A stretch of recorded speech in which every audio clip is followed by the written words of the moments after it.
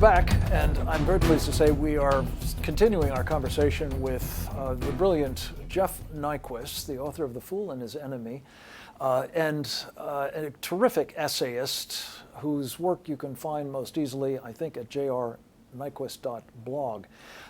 Jeff, you were talking a little bit in a recent piece about something that Tucker Carlson got into last night on Fox News.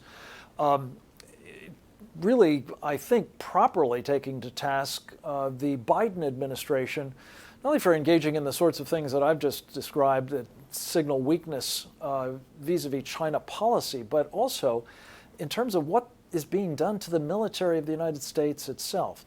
Let's go to a videotape and I'll get you to respond to it. So how are we responding to this? Well, at the White House yesterday, Joe Biden addressed it effectively. What's the American military's response? Here's what Joe Biden said.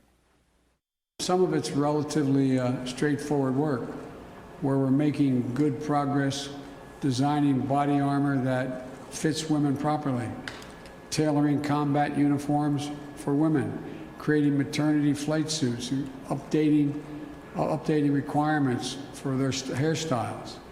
And some of it is going to take an intensity of purpose and mission to really change the culture and habits that cause women to leave the military. So we've got new hairstyles and maternity flight suits. Pregnant women are going to fight our wars. It's a mockery of the U.S. military. While China's military becomes more masculine as it's assembled the world's largest navy, our military needs to become, as Joe Biden says, more feminine, whatever feminine means anymore. Yeah, this really is so almost the stuff of ridicule, except it's so deadly serious, Jeff. And what they're doing, unfortunately, is not confined to, sort of pandering to, sort of the diktat of politically correct feminists. It has to do with social re-engineering of the military in a whole host of ways, running the gamut from sort of purging it of people they suspect of being not sufficiently with the president or with the party line, maybe simply because they would have voted for or favored in the past the previous commander-in-chief, Donald Trump.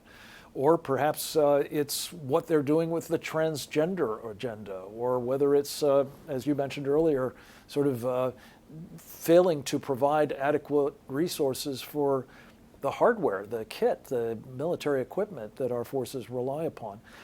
Again, I'm interested in not only your sense of what the cumulative impact of all of that is, but whether it's likely to make the world a more dangerous place as our enemies go to school on it.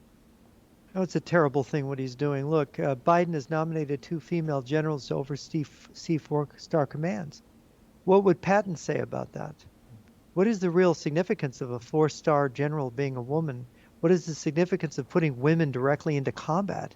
I mean, I don't believe any 4-star commander should be someone who is not qualified to go into combat and has never been there. First of all, I talked earlier about chivalry being one of our traditions. Look, our traditions are, and our instincts are, that men protect women. That's part of masculinity. Not that, in the idea that and women want to be protected. So now we've reversed, we've undone the basic biology, the psychology. Look, I've talked to admirals and generals about this issue for 20 years. I've written about this issue. I've talked to women who've been through military training, and they tell me, I couldn't have gotten through it unless men cut me brakes. The first female carrier pilot died. And why? Because, well, it was very controversial, but they let her go on certain training errors she was making. And it was those same errors committed while she was flying to land on a carrier that killed her. Because she's a woman, they cut her a break because they need so badly to have women warriors. Yeah. But the fact of the matter is women and men are biologically different. Female brain chemistry is different than men's brain chemistry. It's not even the same. You can look at all the scientific physical strength and other physical strength. attributes. Look, my platoon sergeant, when I was in Marine Corps Officer Candidate School, my platoon sergeant, Staff Sergeant Garza, was one of the people that trained one of the first officer candidate platoons of all women, right? And the idea was that they were going to train these women exactly like men. They were going to put them through the boot camp that men went through at Quantico, Virginia. And what he told us was they were great gals, but not one of them could get through the program doing what was required of men. Unless we dumb down the requirements, in which case they can pass, allowances at the cost of performance of the unit. And Jeff, I mean, that insight is so important, and I know it'll be wildly controversial. Tucker Carlson is being savagely attacked for having just pointed out that maternity flight suits seems to be, well, ridiculous, honestly, for the purpose of actually assuring that we have in the cockpit people who are able to fight the aircraft properly. This is really coming at a moment when I think, again, if the stakes weren't so high, if the Chinese Communist Party were not so manifestly, it seems, bent on actually being more aggressive, we might be able to indulge in all of this, but I fear that that's not the case, and as we've been discussing, that we will find it is emboldening our adversaries. Jeff, very quickly, let me just ask you, we're seeing, speaking of enemies within, once again, cities across this country, notably Portland, Oregon, in flames, attacks underway. There seems to be more of that in the offing in Minneapolis in connection with this trial of a police officer there. In less than 30 seconds, are you anticipating much more violence coming from those quarters? Well, we allowed the communists to organize violence last summer, and we really didn't do anything about it. There was no real crackdown on them. They're probably better organized and ready to go into violence now. Now they've learned to pull that lever. They're going to pull it again and again. You bet they will. Jeff Nyquist, we will be watching it closely and very much appreciate your analysis and all the work you're doing to try to warn us of mistakes we must not make. God bless you. We'll talk with you again soon.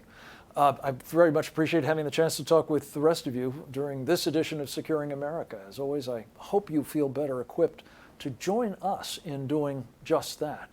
And for more on what you can do, I really hope that you will visit our website. It is securingamerica.tv, and it's sort of one-stop shopping on the work that we do, and we hope that you'll go there and support it. And I hope you'll have a very good weekend, and then, as always, go forth and multiply.